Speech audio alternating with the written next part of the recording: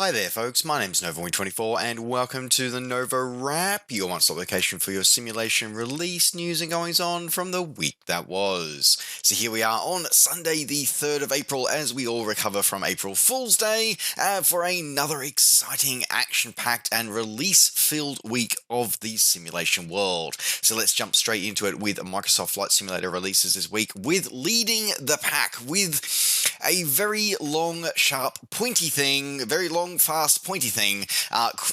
Most notably, the DC Designs rendition of the Aerospatiale British Aerospace Concorde.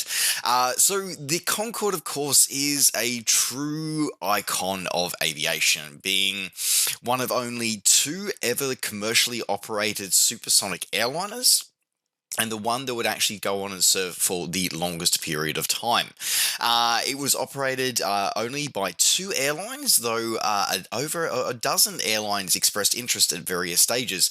In the end, though, it would only be two airlines would see major service with this aircraft in their fleets, of course, notably British Airways and Air France. Now, this comes to us released from seasoned developer DC Designs with releasing their rendition, and this comes to us with an exquisite 3D model. It is derived in part from their previous iteration of this for the legacy ESP sims. However, it has been tweaked and cleaned up and made to be a lot more, give us a lot more higher detail, and a lot more has gone on under the hood with a complete revamping of the aircraft systems, avionics, and a number of new effects have been included with this release. Now, for the cockpit, for those who are interested, I probably should actually sort of jump straight in here. Is that that this is an aircraft that, while it is designed to, it is designed to balance those who want as realistic experience as possible with those who are just looking for something to experience the thrill, the joy, and the wonder of a Mach 2 passenger flight. To that end, it offers a number of sort of automated features to provide support for virtual aviators. However, if you want to fly this aircraft correctly and you actually want to successfully complete a flight from Paris to New York, then you are going to have to fly this aircraft by the book. So it does faithfully reproduce the flight management and the flight profile, the flight dynamics of this magnificent aircraft. And one of the challenges that you will be presented, as I learnt during my preview flights for this aircraft, is that you don't get to just be the guy at the front. You actually also have to be not only do you have to take on the role of pilot, but you also have to take on the role of flight engineer and move the fuel around if you're wanting to actually get to New York safely. And to that end, it definitely produces a number of challenges for that. It really, really does. But that is actually part of the wonder and amazing part of this aircraft. So it does, as I said, it includes a highly detailed 3D model, both internally and externally, with all avionics and instrumentation modeled, with the exception of the SIVA INS system. So at the moment, the developers confirmed that that is coming to this in a later patch. But right now, because this is a cross-platform release of both PC and on Xbox, the developer has chosen to hold back the SIVA INS until the Xbox version of the sim can be updated to support those gauges. In the meantime, however, it does have fully functional radio nav, whiskey compass, and autopilot systems. There is an incredibly detailed manual that will walk you through all the steps to get the aircraft started, along with a fully interactive checklist as well to get yourself up and running and into the air and potentially, hopefully, safely across the Atlantic. Includes as I was discussing before, is the fuel transfer and center of gravity balance system is fully modeled, including all 138 lines, 64 pumps, and 38 valves. Fuel transfer system, as well as whiskey compass, ADI, and all radio navigations, all implemented correctly and accurately into this aircraft. Custom, highly realistic flight model, along with a number of beautiful high definition liveries covering off the aircraft at various key points during its during its lifetime, including 2 British Airways liveries, one in the classic Landor livery, one in the Chatham Dockyard livery, Air France's livery throughout it's all of its service, as well as the Singapore Airlines British Airways partner colour scheme, which had British Airways on one side and Singapore Airlines on the other. And if you want to pick up this amazing aircraft for Microsoft Flight Simulator, you pick it up currently from the Just Flight store for $40 US. Or alternatively, if you can hang on for a little bit longer, it will be available on the InSim marketplace very shortly. Otherwise, as I said, pick it up now from Just Flight. In another super exciting aircraft release for Microsoft Flight Simulator, it comes this week from developer Wing42 with the release of their rendition of the Boeing 247D.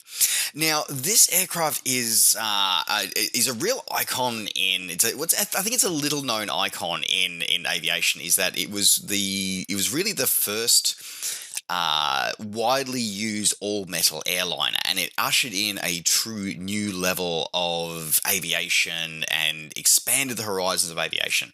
And this aircraft is in the days long before satellites, long before GPS, and into the very, very primitive early days of radio navigation. And this aircraft is just absolutely incredible. I have been fortunate enough that I was able to preview this aircraft a few days ago over on my Twitch channel, and the level of detail in this aircraft is absolutely second to none. And I am going to 100% go out on and confidently say that nobody in the market has the level of detail that this aircraft has. And yes, I'm looking PMDG. I'm looking squarely at you.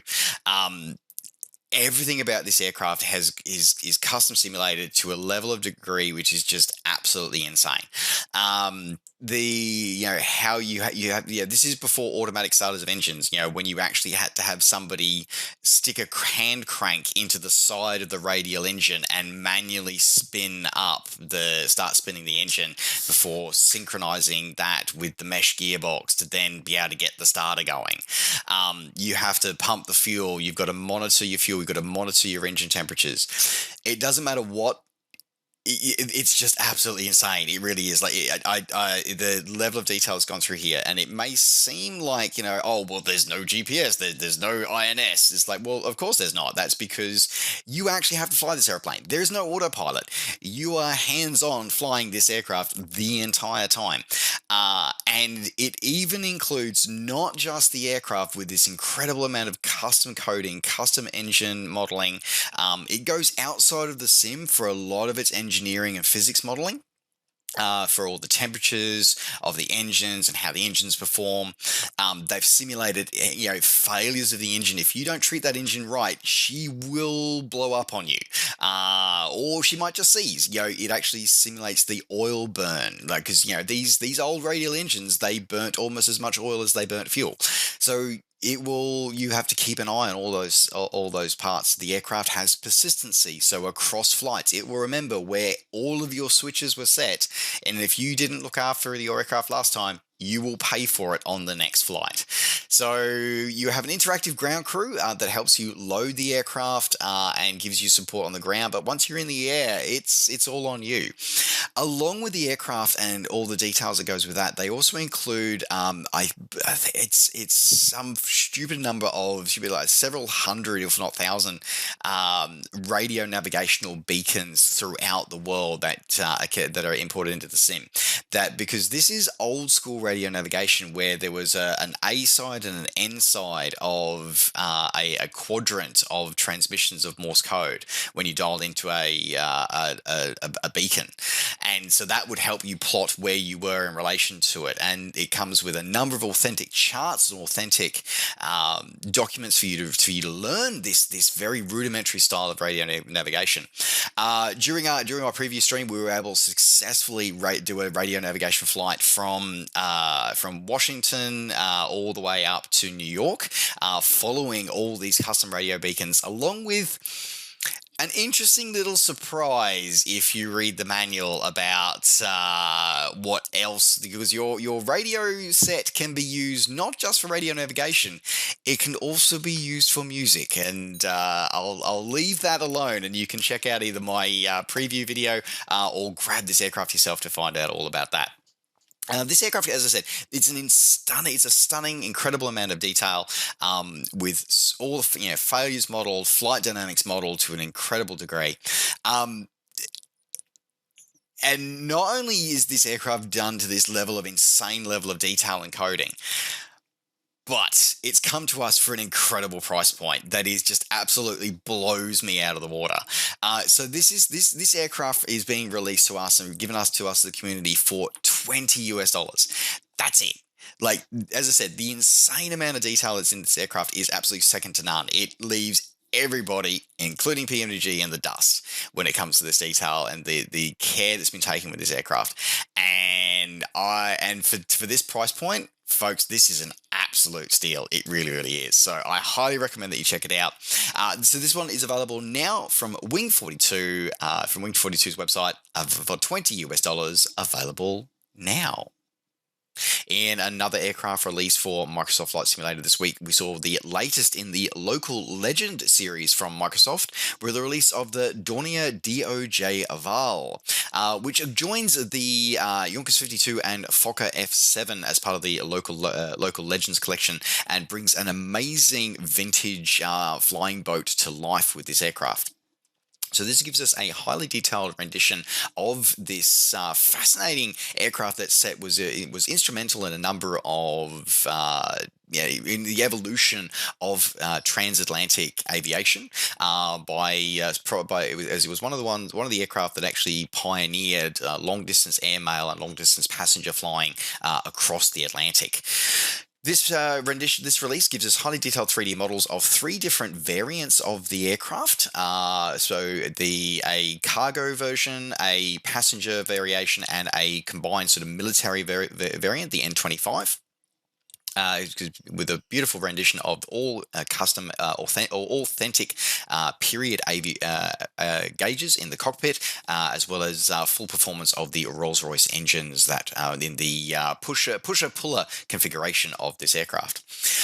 This was released designed to accompany the latest Iberia World update because of a particular flight that took place, actually sort of to commemorate that, which actually started, which was a flight crossing the Atlantic from Spain down into Argentina, leaving from Spain, arriving in Buenos Aires after 60 hours of flying plus stoppage, plus landing and refueling time. So it was a momentous journey of aviation history. So this was a wonderful aircraft to be able to commemorate that.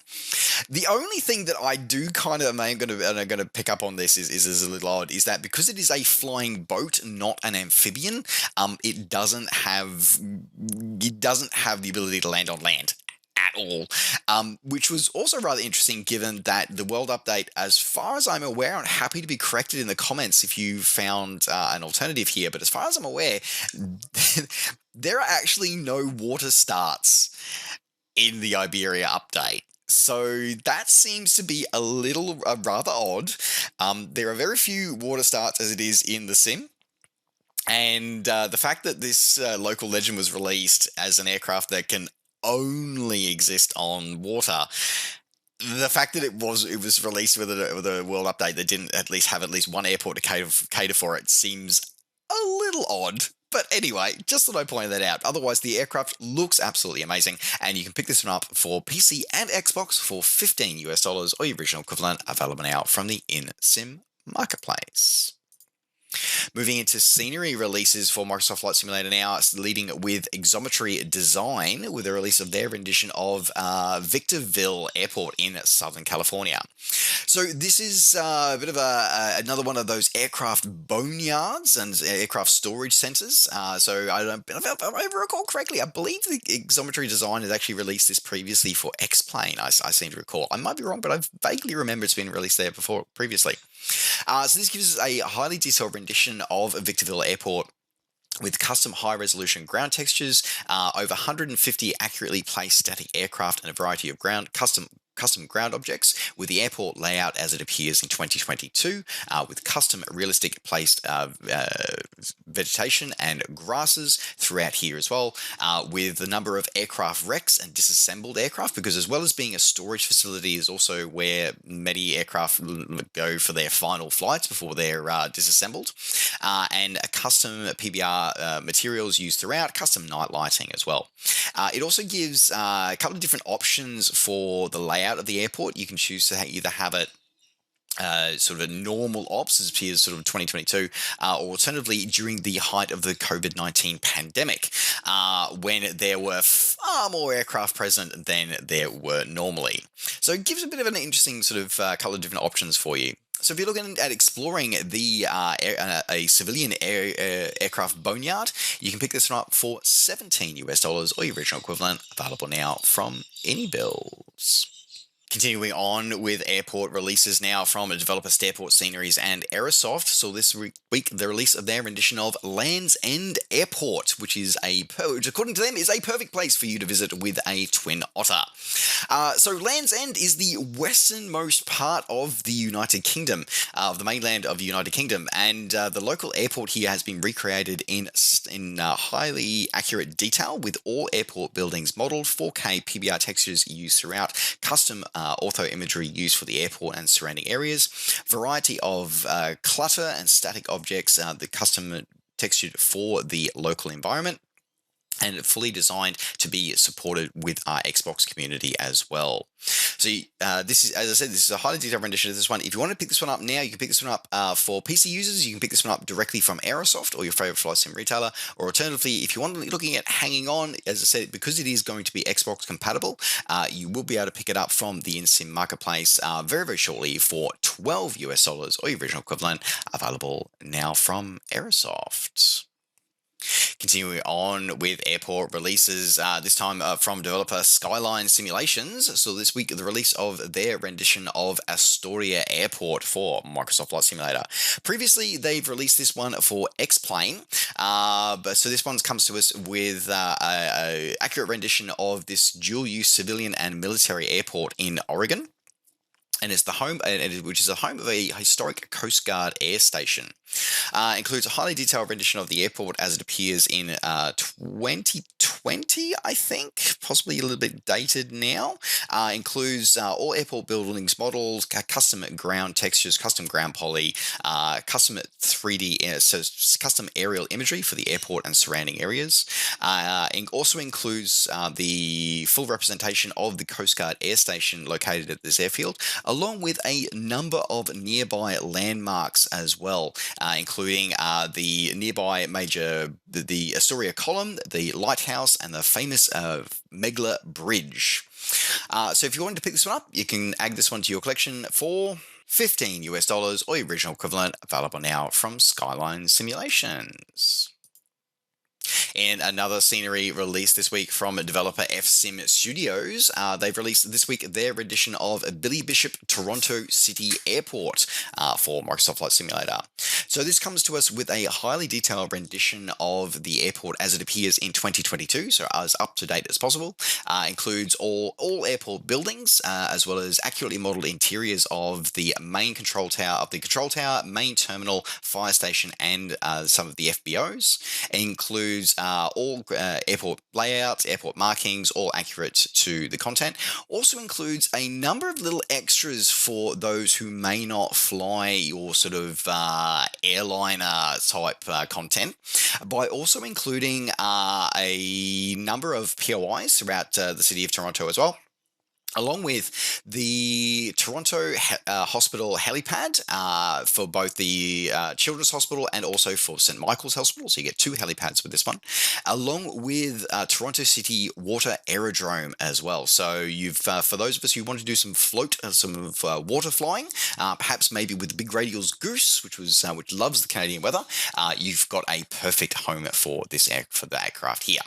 As I said, full accurate airport layout as appears in 2022, includes all updated radio navs and a number of POIs throughout the downtown areas, as well as the hospitals we just talked about. Also includes the CN Tower, Rogers Centre, and over 20 others also included.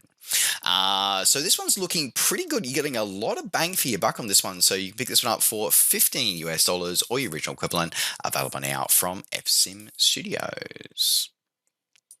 In another Microsoft Flight Simulator release this week from developer Chidoba Design, so this week the release of Marsa Alam Airport in Egypt. So this gives us a gateway to the Red Sea and the many of the tourist destinations and beautiful scenery of the Red Sea coast. I've got to say though that the feature list is a little light. So it goes through, it says custom detail buildings, custom terminal buildings, high level of detail throughout. But I'm looking at it from the publicity shots and I question that. Like, don't get me wrong, like it gives like the runways there. We've got custom buildings are definitely there, but there's a lot of buildings that are missing from the underlying photo reel that they've used. And some of the quality of it is, I don't know. Maybe I've just come. Maybe I'm spoilt by developers like Aerosoft and Orbix, but it just doesn't quite look what I would expect. But the developer claims says that it's got a variety of detailed buildings with PBR textures, custom terminal building, custom HDR lighting, along with a variety of custom hand-placed objects with accurate ground layout. To what year, not sure. But yeah, if you want to pick this one up and add this one to your collection, you can pick this one up for $10 or your original equivalent, available now from AnyBuilds. Now, rounding out the Microsoft Flight Simulator releases this week with... Okay, so I had to double check to make sure that this wasn't an April Fool's joke. So from developer Marine RM, we saw the release this week of Warships Fleet Pack. Oh boy, okay. So this one is gives three highly detailed controllable ships, complete with moving fire turrets, navigation system, animations, bridge, characters, sound, smoke particles, and water waves. I'm reading this directly from their site. It includes the literal combat ship Buyan, the Japanese destroyer JS Congo, and the battleship North Carolina. Where do I even start with this add-on? So we've got what looks like army personnel at the helm of ships. You've got a ship's telegraph in the engine bay when it should be on the bridge. I can't with this add-on. I really can't. Yeah, okay. Anyway, apparently, if you quickly activate and deactivate your landing gear, you honk. Oh boy. Yeah. $20 if you want that. Good luck. That's available at flightsim.do. All right, moving out of Microsoft Flight Simulator, moving into the world of X-Plane now from developer Thoranda Designs. Comes out their latest in their DGS series with the release of their rendition of the Cessna 208 Grand Caravan. So this is part of their Dynamic Generation series, which aims to give very configurable, highly accurate, highly immersive aircraft to X-Plane 11 and with X-Plane 12 support, by the way. Includes a highly detailed 3D model, both internally and externally, with a fully configurable 3D instrument panel with over 50 instruments to choose from, including support for the Aspen EFD 1000 and the Reality XP GTN 750, with a variety of includes 4 panel presets, but you can move around and create your own using the custom panel creator. custom coded fuel system, custom dynamic livery editor, which can be done, which supports full PBR control within the sim as well, which is really kind of cool. So it lets you create virtual liveries as well as supporting traditional livery creation as well. Includes custom realism settings, custom ITT logic for the startup of a turbine engine, an innovative electric tug with in-panel controls, controls over chocks, tie-downs, internal and external covers, optional cargo pods, so you can actually either have it installed or have it removed, with custom simulation of the weight, momentum, and drag characteristics of having the cargo pod. Variety of different camera settings, weight and balance manager, like the list goes on. It's absolutely insane.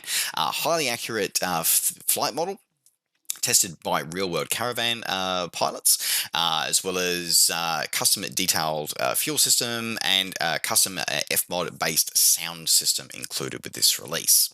And if you want to add this one to your collection, you can pick this one up for $45 or your original equivalent, available now at explain.org.